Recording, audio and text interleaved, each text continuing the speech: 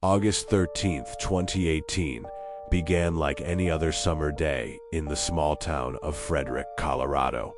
It was a quiet place, one of those suburban neighborhoods where neighbors greet each other in the morning. Children play in the streets, and doors are often left unlocked. But on that day, the calm routine of the community was shattered, and it all began with the concern of one woman. Around 2 a.m., Shanann Watts returned home from a trip. The camera captured her walking inside. That was the last time she was seen alive. In the morning, she didn't respond to calls or messages and missed her doctor's appointment, something extremely out of character for her. By midday, her friend arrived at the house. Shanann's car was still in the garage. Her wedding ring and medication were there, but Shanann herself and her daughters, 4-year-old Bella and 3-year-old Celeste, had vanished. At 1:40 p.m., the friend called the police. One of the most shocking investigations of recent years had begun. Arrived, they were met by Chris Watts, Shanann's husband. He appeared worried, but calm. He told them he had left for work around 5 a.m. When he returned, he said his family was gone. He suggested Shanann may have left with the children after an argument. Police searched the house.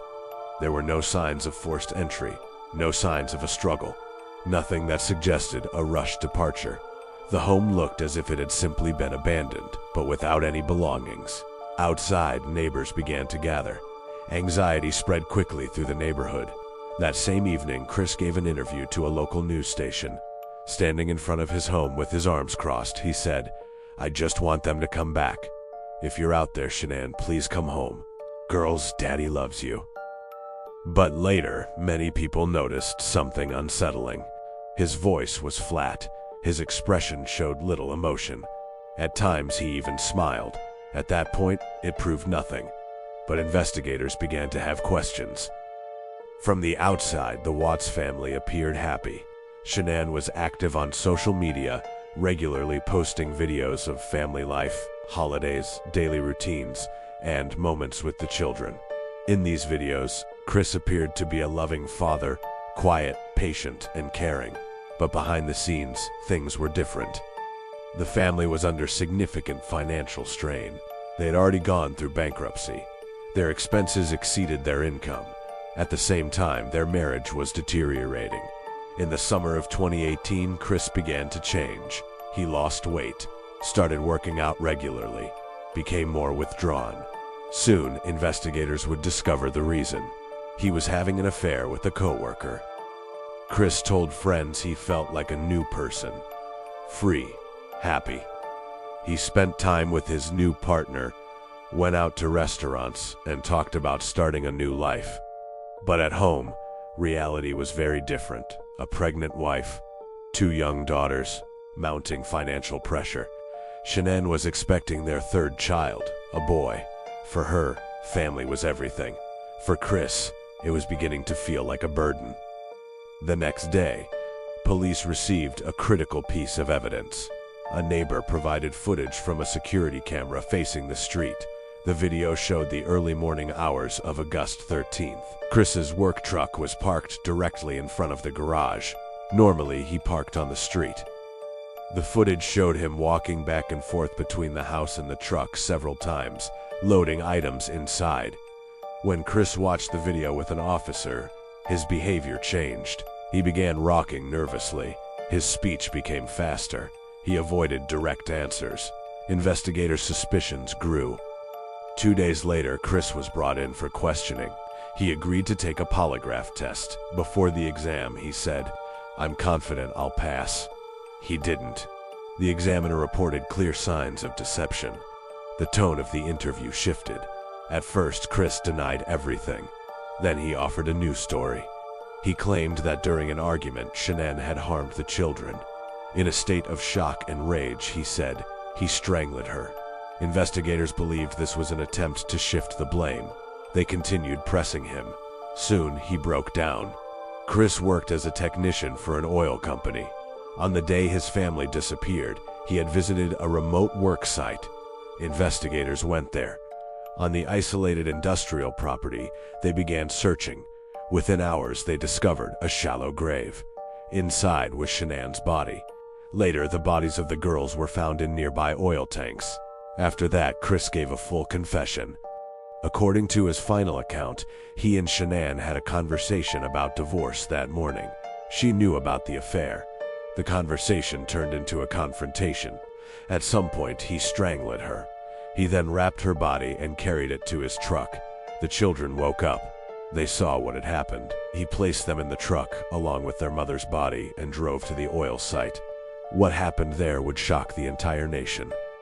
Investigators reviewed messages, financial records, and personal data. The picture became clear. Chris wanted a new life. He talked with his girlfriend about the future, looked for apartments, said he would soon be free. But divorce meant child support, division of property, even greater financial pressure. Instead of facing the situation legally, he chose to eliminate his family. When the truth came out, the public was stunned, not just by the crime, but by the contrast. On video, a loving father. In interviews, a calm husband. On social media, a perfect family. Many asked the same question: how can someone live a double life like this? In November 2018, Chris Watts pleaded guilty to all charges. A plea deal allowed him to avoid the death penalty. He was sentenced to 5 consecutive life terms without the possibility of parole. During the hearing, Shanann's family delivered emotional statements about loss, broken trust, and lives that would never be lived. Later, from prison, Chris gave additional statements about his thoughts and actions, but his accounts changed over time. Many experts believe the full truth may never be known. The family home was eventually sold, but for neighbors, the house will always be connected to the tragedy. After the case, many revisited Shanann's online posts, videos of her laughing, the girls playing outside, family celebrations, ordinary life. But now those moments felt different, a reminder that appearances don't always reflect reality. Experts pointed to several factors: avoidance of conflict, suppressed emotions, a strong need to appear good to others, an inability to confront problems openly. Instead of facing a difficult conversation and a painful divorce, he chose a devastating alternative. Why this case still haunts: this was not a random attack. It did not come from a stranger. It happened inside a family, inside a home where the children felt safe. And that is what makes this case especially disturbing. Today, Chris Watts is serving his sentence in a maximum security prison. The story of his family has become one of the most widely discussed cases in modern true crime. It serves as a reminder of how dangerous hidden conflicts, suppressed emotions, and a life built on deception can become. Sometimes the most terrifying stories don't happen in dark alleys. They happen in quiet suburbs, behind closed doors, inside homes that look perfectly ordinary.